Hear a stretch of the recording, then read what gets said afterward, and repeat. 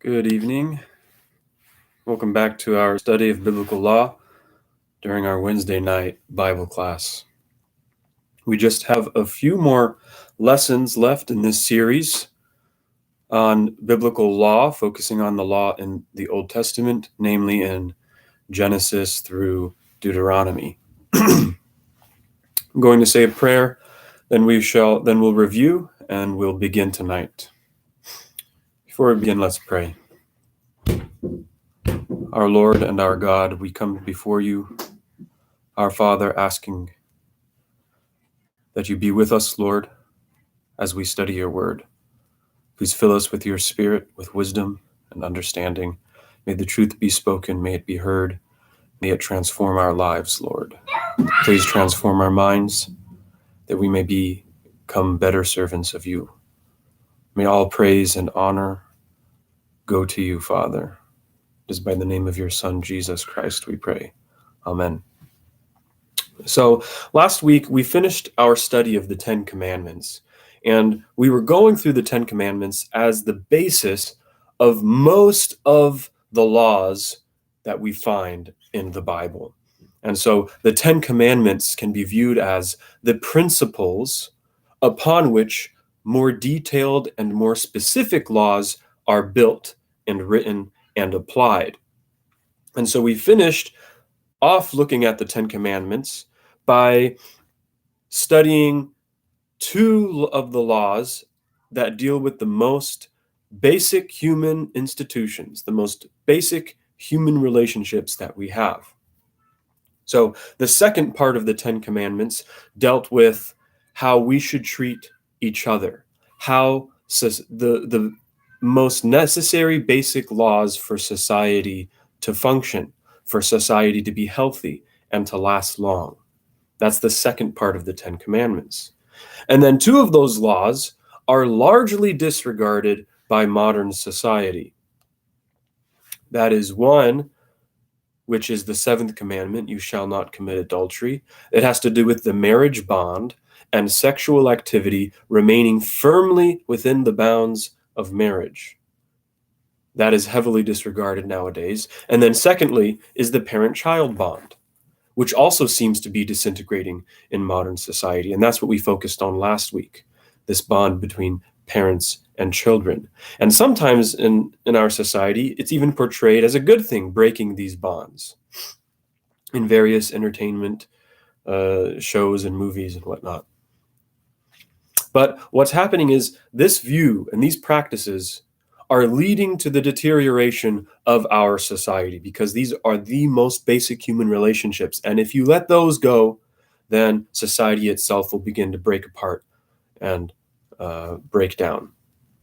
And so some of the key factors of a good parent-child relationship that we looked at last week was, one, parents being there for the children, which we're seeing a lot less of. Parents being there at crucial times throughout their children's lives. And so now we have it where parents just seem to be, most adults seem to be focused primarily on their career. That's what it's all about. And then, yes, I have a kid. Yes, I have responsibilities, but I just want to focus on my career. And so we see parents are being there less and less for their children, engaging them, and also dialoguing with their children instead of just imposing or laws upon them or rules or shutting them down. We need to engage in thoughtful dialogue with them. And we're not seeing very much of that. But then also there's the reverse side of the relationship, which is also breaking down, the child-parent relationship. Children listening to their parents and being led by them, honoring their parents, respecting their parents.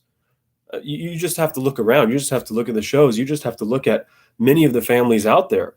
I'm sure many of you have witnessed this just out in public, is the breakdown of this child respect for their parents. And that can lead to very harmful and destructive things, especially when the entertainment industry, as I mentioned a couple examples last week, is kind of promoting this idea of establishing who you are over and against what your parents are saying, over and against the way your parents want you to be. Establish your freedom, Do what feels good. Do whatever feels right for you.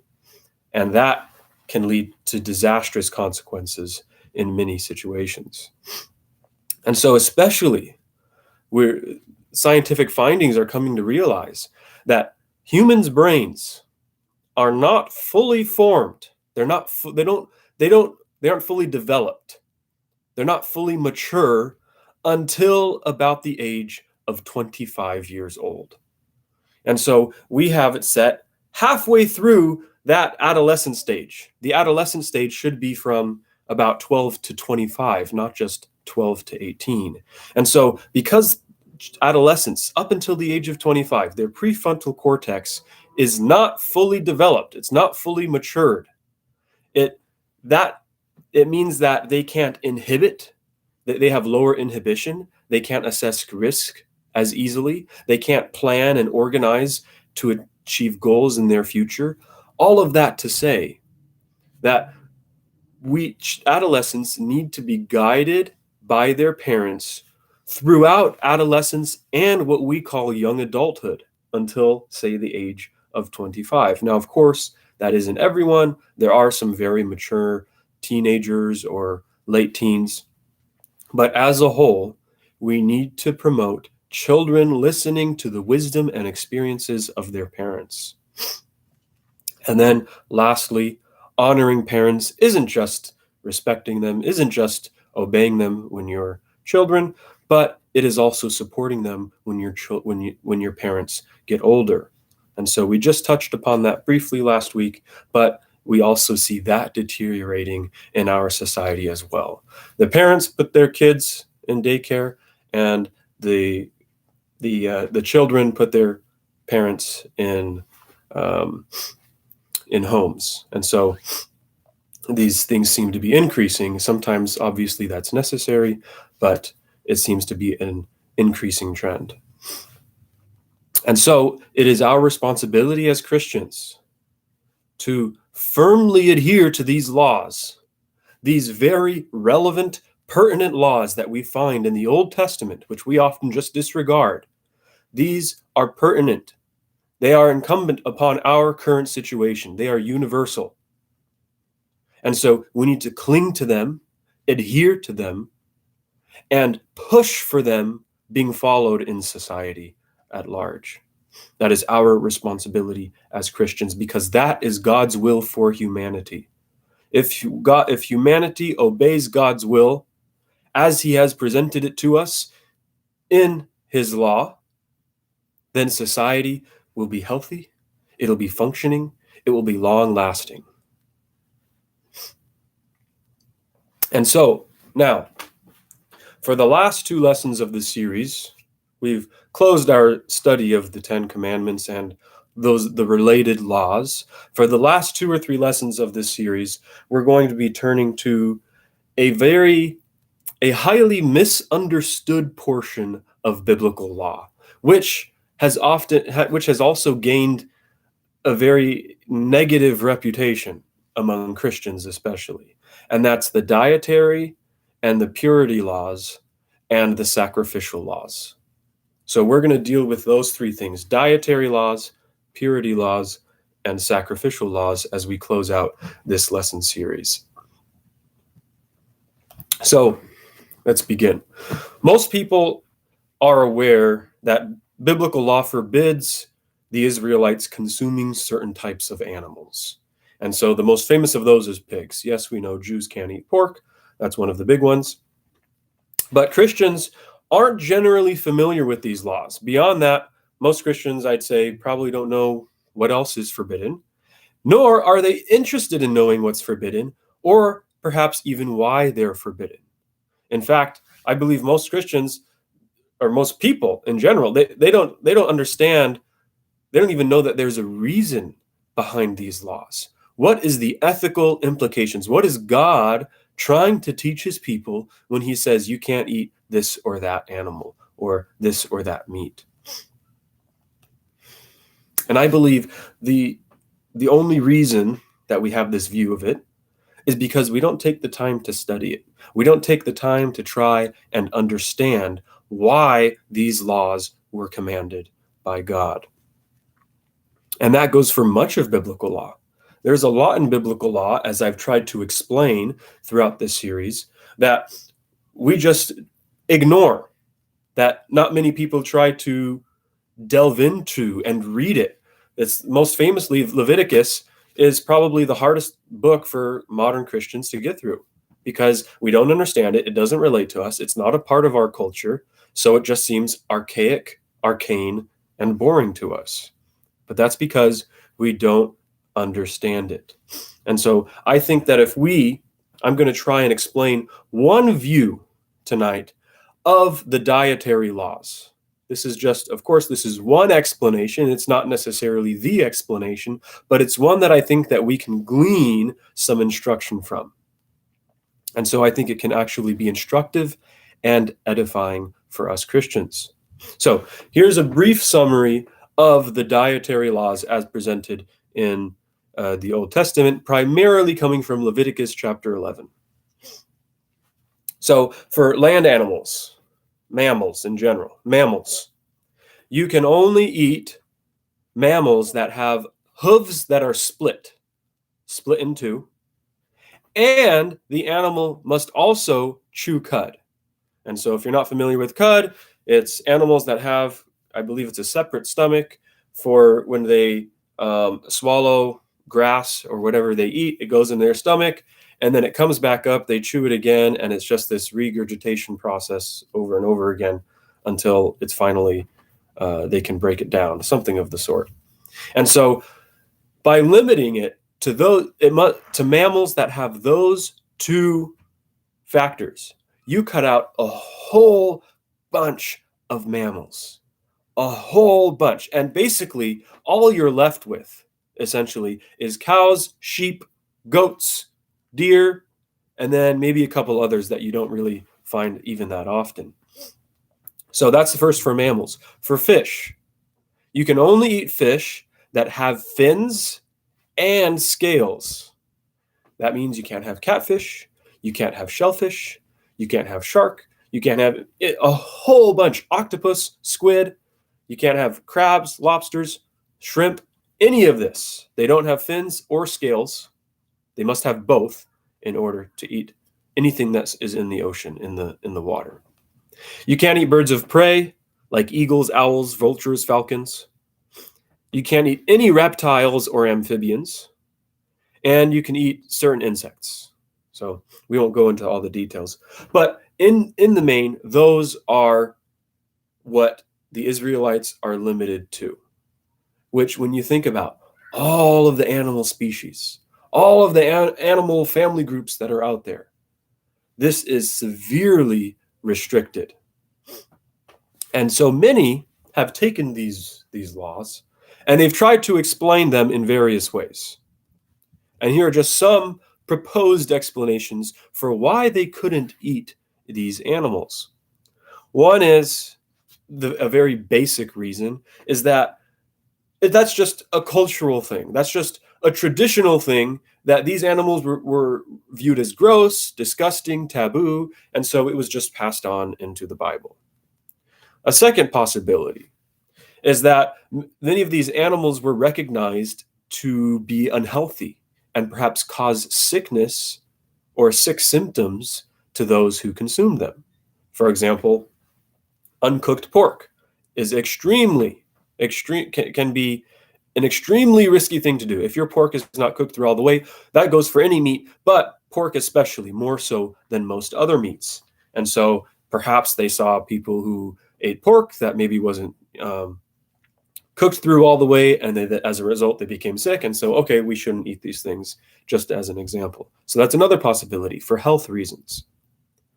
A third possibility is that the ancients had this view of the world that everything had its own place. And sometimes it seemed like animals didn't fit in the environment where they lived. One example is if you have something that is walking in water, if it has legs and it lives in water, those two things do not fit. That's kind of like this cultural worldview sort of thing. And so for that would be crabs and lobsters. If something is walking in water, if it doesn't have scales, and fins, then it doesn't fit. And so that's another proposed explanation. Two more. One is they wanted to distinguish themselves from the neighboring peoples. For example, the Philistines ate quite a bit of pork. We know that from looking at archaeological excavations. We found a bunch of, say, pig bones in the Philistine territory, and we find essentially none in the Israelite and Canaanite territories. And so we see that the Philistines, that could have been a marker that, oh, the Philistines eat pork, so we should distinguish ourselves from them. And not only that, but it seems like also the Philistines would sacrifice pigs to certain of their deities. And so perhaps some of these animals were associated with other people's religions, other people groups, cults. And so Israel wanted to distinguish themselves as God's holy people, and so they said, we are not partaking of that. And then the fifth and final one that I'll mention is that by restricting all of these animals to just a few, it shows that animal life has value. So you must restrict yourselves only to a few species because we value animal life at large. And so out of these five explanations, there is no consensus among scholars which one or which ones are correct. It could be a combination of them. There could be other ones. We still aren't exactly sure why each and every single one of these animals is forbidden and the other ones are allowed. But the last two seem to be the most promising, which is what we'll look at. We're going to start with valuing life. And the second one is setting themselves apart as God's holy people. These two things, life and holiness, seem to be at the core. Overall, when you look at all of these restrictions, it seems like these laws are trying to promote an appreciation for life and an adherence to holiness among the Israelite community. And so starting with valuing life, there is much in the Bible. There is a lot in the Bible that talks about valuing life. One, and of course, especially human. Every human being is made in the image of God. We've talked about this quite a bit already. Therefore, every human being has the exact same, equal, extremely high value. But it doesn't just go for humans, it goes for animal life as well.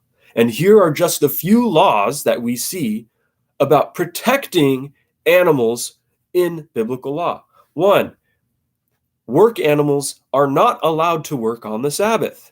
Two, don't muzzle an ox while it's threshing. Perhaps that's for humanitarian purposes.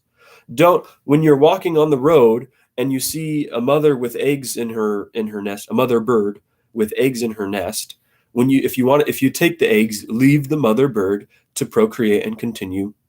That's the presumed reason. Or four, don't boil a kid in its mother's milk. It's possible that also was a humanitarian provision. Taking a goat's child and then boiling it in the mom's milk just doesn't seem right. And so killing the mom's child, the goat's child, and then using her own milk to boil the kid, that could have been a humanitarian provision as well. And so anyway, so there is a lot that we see in the Bible, a lot of laws that have to do with protecting the life of animals. And so we see that with the dietary restriction as well. The original creational intent, what God's original intent appears to be that we find in Genesis, was that humans were to be vegetarians. If you look at Genesis 1:29, God said, "See, I give you every seed-bearing plant that is upon all the earth, and every tree that has seed-bearing fruit. They shall be yours for food." So God says in chapter 1, when he gives humans their food after he creates them, he says nothing about giving animals to them as food. Instead, we see humans aren't allowed to eat animals until after the flood. Genesis 9:3. Every creature that lives shall be yours to eat. As with the green grasses, I give you all these. And so that means that God is saying, just like I gave you all the plants to eat before, and only the plants, now I am also giving you all of the animals to eat as well. And so the question that might come up is, why did God allow them to eat animals only after the flood? Why did he allow them to eat animals at all? And it seemed to be, if you look at what happened before the flood, humans were corrupt, violent, and murderers. And so it seems as if this was a concession on God's part. You may kill and eat animals because of humanity's violent tendencies. And so this seems to be just a concession, which puts a high value on life if God's original creational intent was for humans to be vegetarians. And then, not only that, but then when God gave the law to Israel on Mount Sinai, he restricted Israel's ability to eat animals even more, basically to a select few groups of animals. Compared to the entire animal kingdom, there are just a few groups that Israel could kill and eat from. And so this may have been a partial return to God's original creational intent among his own people, because he values all life, human and animal alike. And so by restricting Israel to just a few species, that in itself is a lesson. I value life. But that's not all. He didn't just restrict them to a few animals. He also said in Genesis 9 and in many other places in the law that just because you can eat animals, you still cannot consume their blood. Why? Because the life of the flesh is in the blood. The life of the animal, the life of the living being is in its blood. And so just because we can kill animals for food, we cannot, even though we cannot consume the animal's life. We cannot take the animal's life. Instead, the life belongs to God, and we must return it to God. So whenever the Israelites would slaughter an animal at the at the altar in God's temple, they would return the blood by pouring it out on the side of the altar. That is, in essence, returning it to God. Or if you're out hunting game and you kill an animal out in the wild, and obviously you can't bring it to the altar alive, or it would have been very difficult. So what they did was, when you killed the animal, you would drain the blood in the earth, on the ground, and you would cover it with dirt and dust. In essence, you cannot consume it because it is the blood, it is the life, it belongs to God, and so you must return it to God. Again, valuing life. It is not ours to take. The life is not ours to take. It belongs to God. And then lastly, dealing with valuing life. Animals had to be slaughtered in ancient Israel in a prescribed way. Leviticus 17:3-7 essentially says that whenever you slaughter any animal that you want to eat, you cannot do it on your own. You cannot do it by yourself. You have to bring the animal to God's sanctuary, where the priest can oversee the slaughtering of the animal, and so that the blood can be dashed upon God's altar. And so they were not allowed to kill animal for meat, according to Leviticus 17. They had to bring it to the altar in order to do so, and then they could eat the meat. The explicit reason given in that passage is so that they don't sacrifice to goat demons. They don't sacrifice to these other beings or entities, Whereas if you brought it to the priest, you obviously had to sacrifice it to God. That's the explicit reason. But it also states, so that the priest may dash the blood against the altar of the Lord. The reason why blood was dashed against the altar of the Lord was to expiate people of their sins. That's the only reason blood was dashed against the altar, for purification and expiation. Leviticus 17:11. For the life of the flesh is in the blood, and I have assigned it to you for making expiation for your lives upon the altar. It is the blood as life that effects expiation. And so, whenever you slaughter an animal, even if you just want to eat meat, and you bring it to the sanctuary, you need expiation. That's the implication.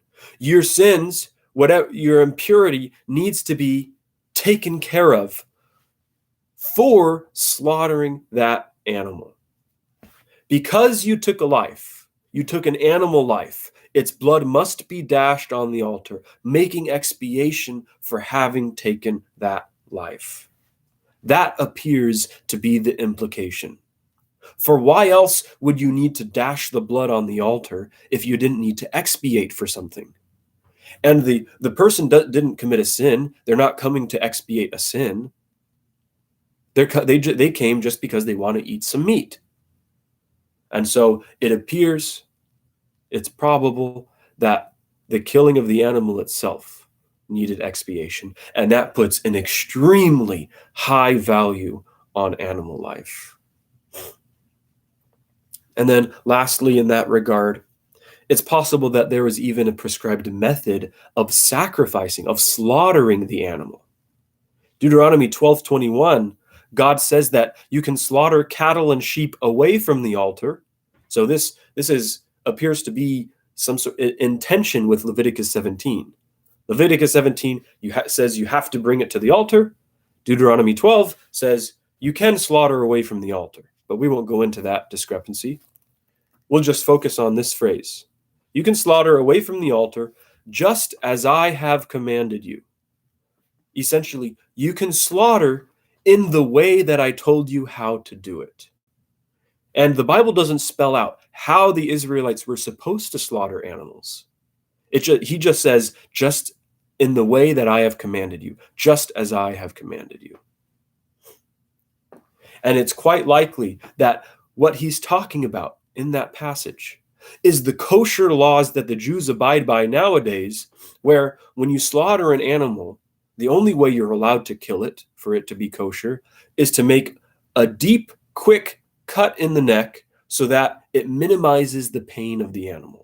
And so it quickly renders the animal unconscious, drastically minimizing the pain compared to, say, all the other ways that we have come up with as humans for slaughtering animals. That is just horrific.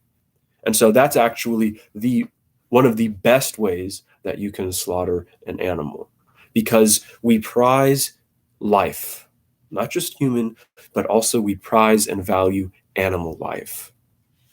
And so we should never cause more suffering, we should never cause any suffering to that life, to those animals.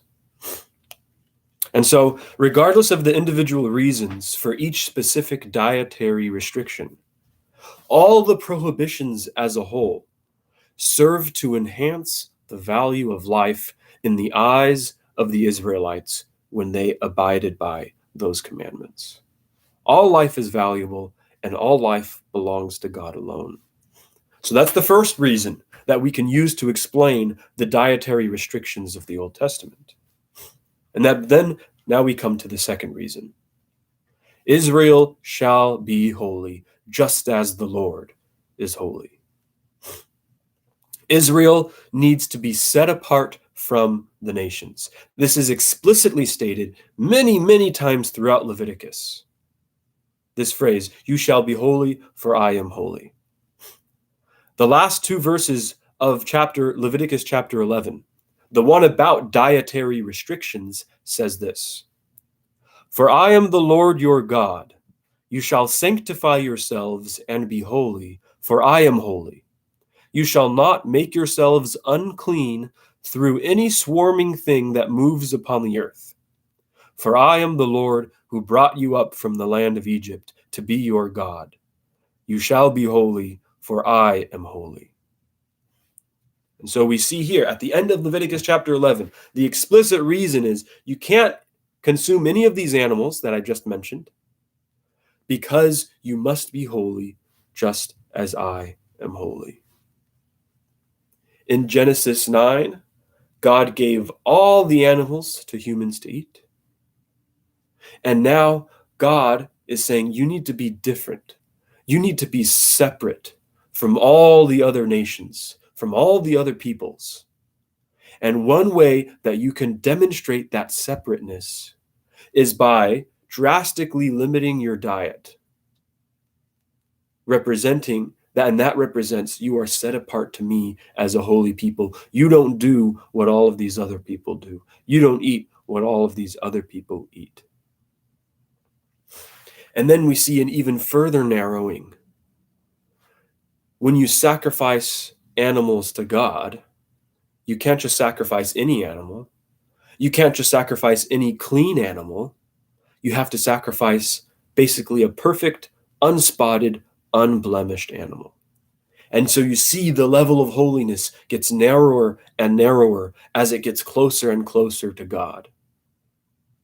It's the same thing with people. You have all of humanity.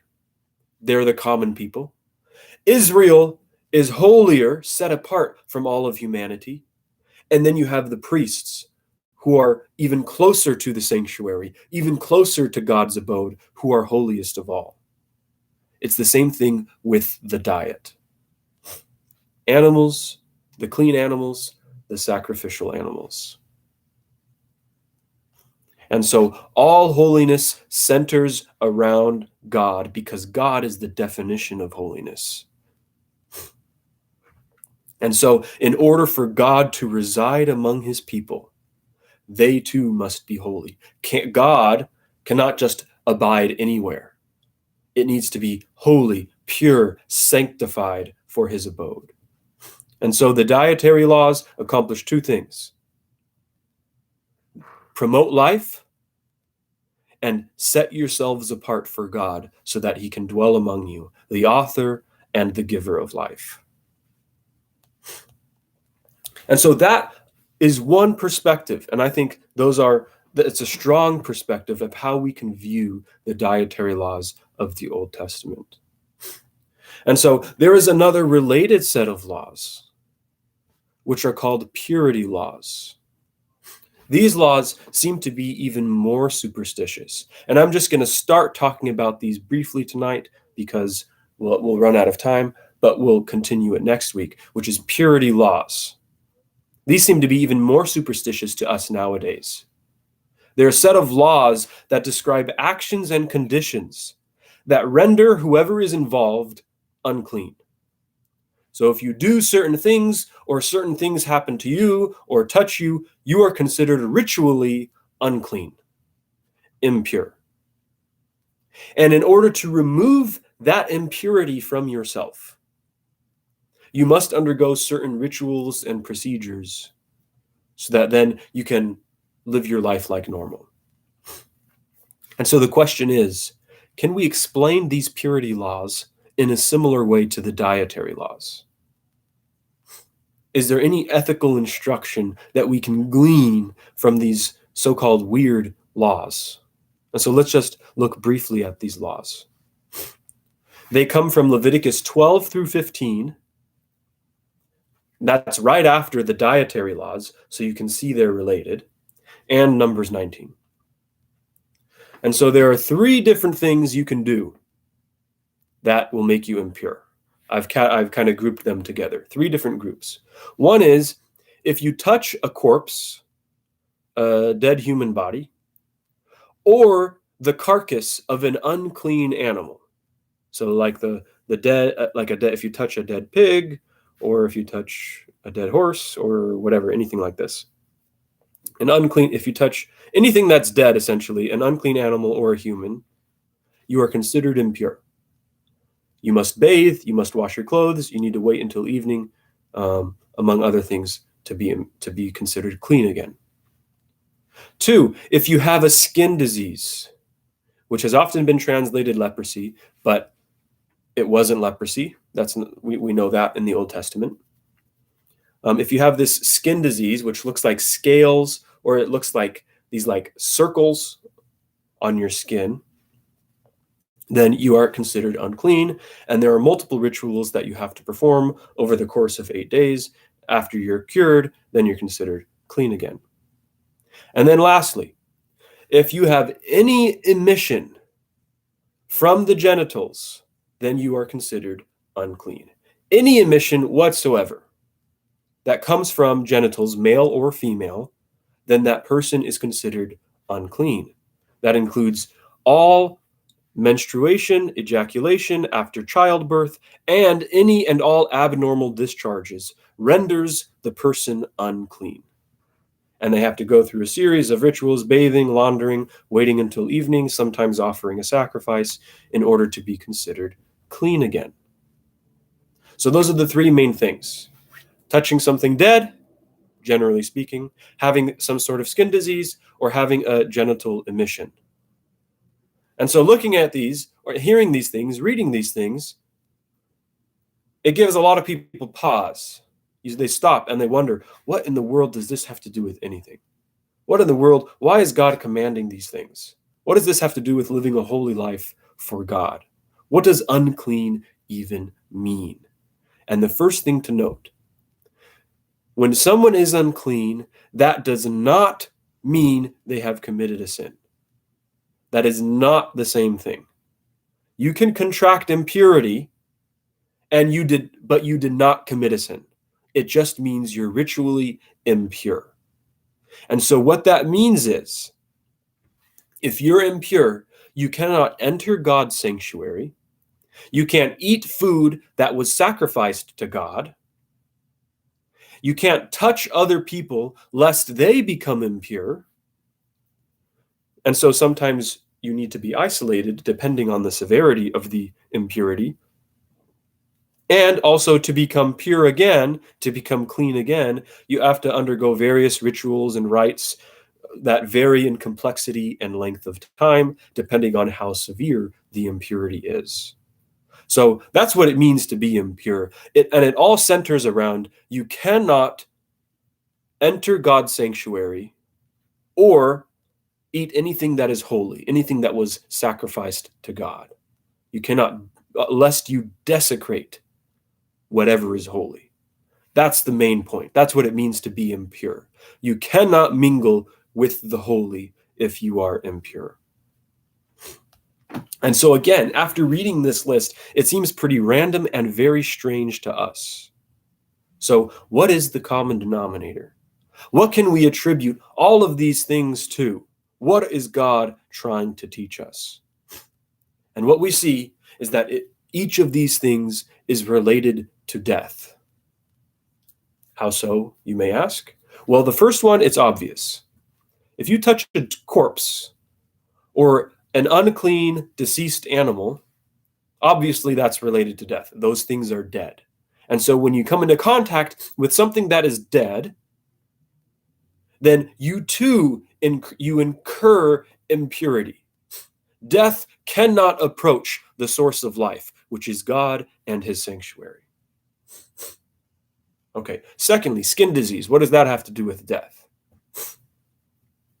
And no, it's not all skin diseases. There are a bunch of skin diseases that were known in the ancient world. Ancient Mesopotamia, they had a whole list. They knew of a whole bunch of skin diseases. The Bible concerns itself with just a few. And those few probably weren't even contagious. So what was significant about those few skin diseases that made the person impure? It all had to do with the appearance of the person. If someone has a skin disease and it appears as if the flesh is decaying, then that represents death. Just like a corpse decays, its flesh starts to deteriorate and break down and rot. So too, if you have a skin disease that appears as if it is decaying like that of a corpse, then that represents death. It symbolizes death. And so the person who has a skin disease a specific skin disease, they must be cleansed ritually. And they use red materials to cleanse such a person ritually. They use cedar wood.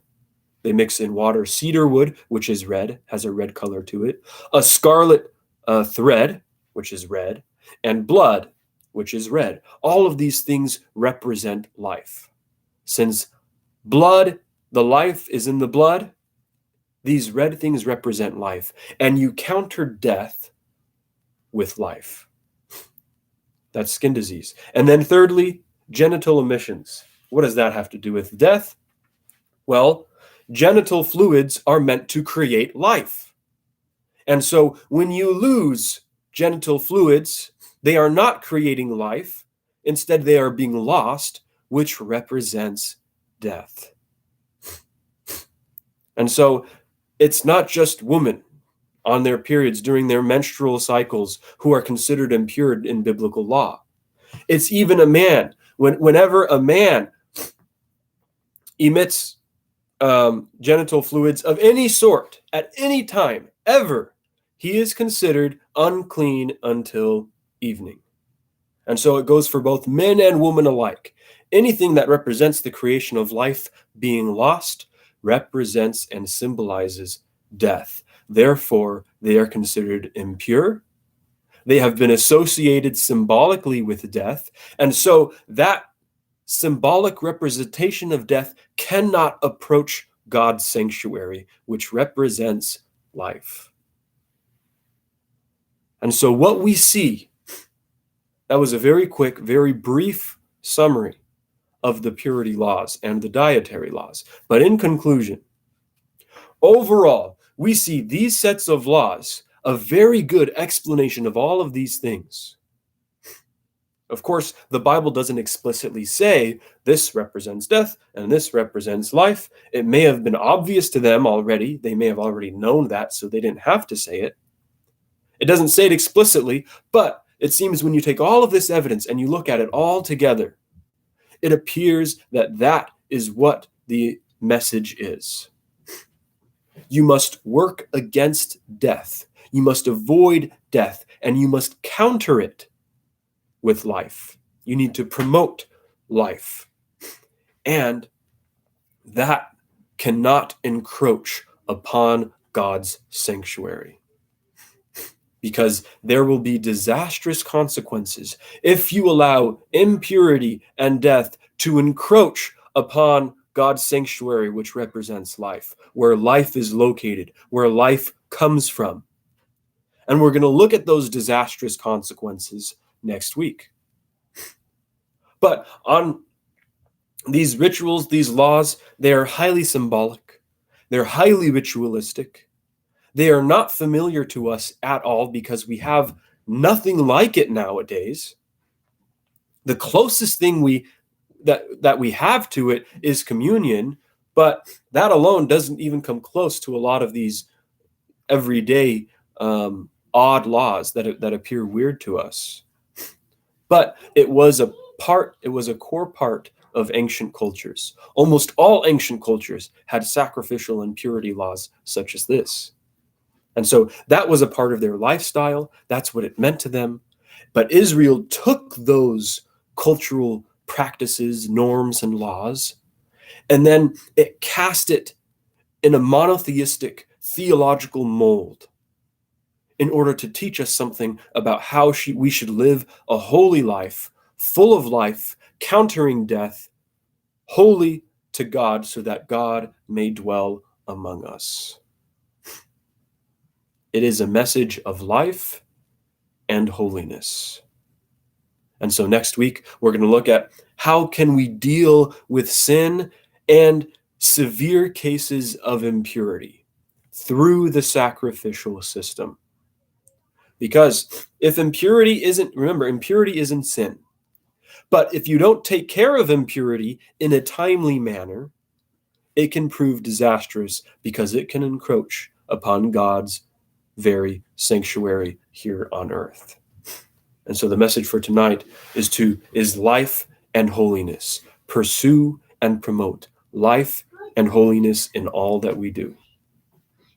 I pray this was instructive, and may God bless.